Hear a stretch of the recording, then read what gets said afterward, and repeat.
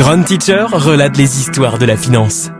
Bienvenue dans le podcast Grand Teacher relate où nous plongeons au cœur des histoires captivantes et des événements qui secouent le monde de la technologie. Aujourd'hui, nous explorons un scénario qui pourrait bouleverser les marchés financiers mondiaux. Imaginez un instant Pavel Durov, le fondateur et PDG de Telegram, arrêté.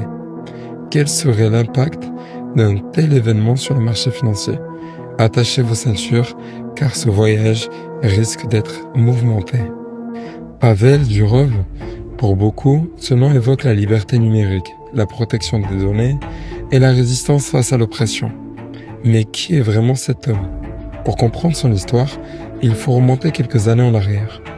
Né à Saint-Pétersbourg, Durov a fait ses débuts dans le monde de la technologie en cofondant VKontakte ou VK, le Facebook russe. Très vite, VK est devenu un mastodonte en Russie. Mais le succès de Durov ne s'est pas fait sans heurts. En 2014, après avoir refusé de céder aux pressions politiques pour fournir des données sur les utilisateurs, Durov est contraint de vendre ses parts de VK et quitte la Russie. C'est à ce moment-là qu'il se tourne vers un nouveau projet, une idée qui allait redéfinir la communication numérique, Telegram.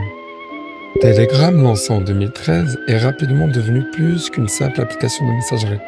C'est un symbole de résistance, une forteresse pour ceux qui cherchent à protéger leur vie privée dans un monde de plus en plus surveillé. Avec des millions d'utilisateurs dans le monde, Telegram est aujourd'hui un géant du numérique. Mais, et si ce géant venait à tomber ? Imaginez, nous sommes en 2024. Les nouvelles tombent brutalement. Pavel Durov arrêté. Pourquoi ? Peut-être pour avoir refusé de coopérer avec des gouvernements qui exigent l'accès aux données des utilisateurs. Peut-être pour avoir, selon certains, facilité la communication de groupes considérés comme extrémistes. Les raisons pourraient être multiples, mais l'impact serait indéniable. Les marchés financiers, toujours à l'affût du moindre bouleversement, réagissent immédiatement. Le monde des crypto-monnaies, intrinsèquement lié à la philosophie de Durov, vacille. Le prix des cryptos liés à Telegram chute, entraînant une vague de panique dans tout le marché. Les investisseurs nerveux commencent à se retirer. La volatilité atteint des sommets. Et ce n'est que le début. Les actions des entreprises technologiques, perçues comme vulnérables à des repressions similaires, subissent des pertes. La confiance dans les entreprises de cybersécurité vacille. Les investisseurs s'interrogent. Leurs données sont-elles vraiment en sécurité ? Mais l'onde de choc ne s'arrête pas là. Si l'arrestation de Durov est perçue comme le début d'une répression plus large contre les leaders du numérique, une fuite de capitaux pourrait s'en suivre. Les startups technologiques, les projets blockchain, tout serait en danger.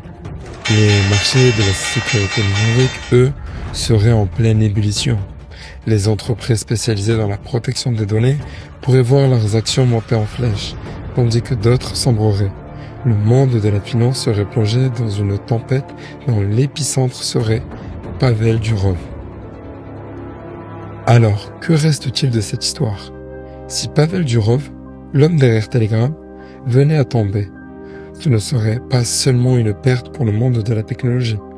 Ce serait un signal, un avertissement sur les dangers qui guettent les entreprises de demain.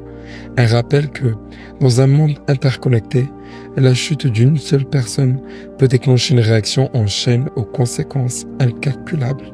C'était Grand Teacher Relate. Merci de nous avoir rejoints pour cette exploration fascinante. N'oubliez pas de vous abonner et de nous suivre pour ne jamais manquer nos prochains épisodes, où nous continuerons à explorer les profondeurs des histoires qui façonnent notre monde. À bientôt et restez curieux.